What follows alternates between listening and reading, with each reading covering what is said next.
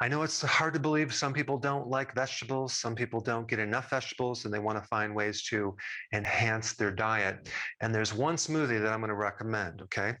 This vegetable substitute is a green product for sure, but it's not plant-based. Okay.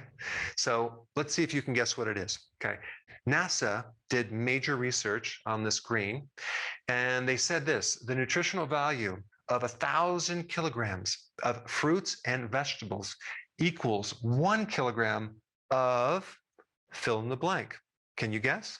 This green actually has vitamin B12. In fact, it has all the B vitamins.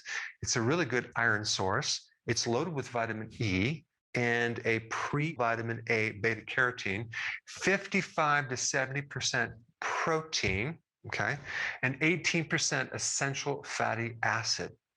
And this is what it is: spirulina. Now, what is spirulina? Well, it's a blue-green algae. It's a bacteria that can convert sunlight to chemical energy. It is 10 times more efficient in producing photosynthesis than plants.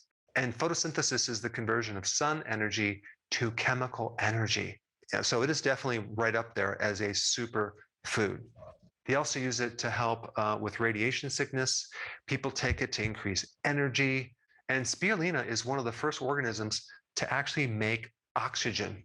Now, if you're going to get spirulina, make sure it doesn't have added maltodextrin and there's no added soy. Now, of course, I am not biased of my own spirulina product, but I will put a link down below for you to check it out.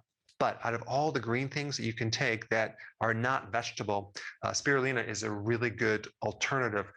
All you do is you add 1 scoop with a half a cup of berries.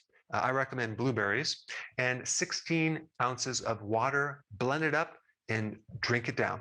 Now, this spirulina drink is an enhancement to your diet. I still do recommend that you get enough leafy greens like salads as a normal part of your diet.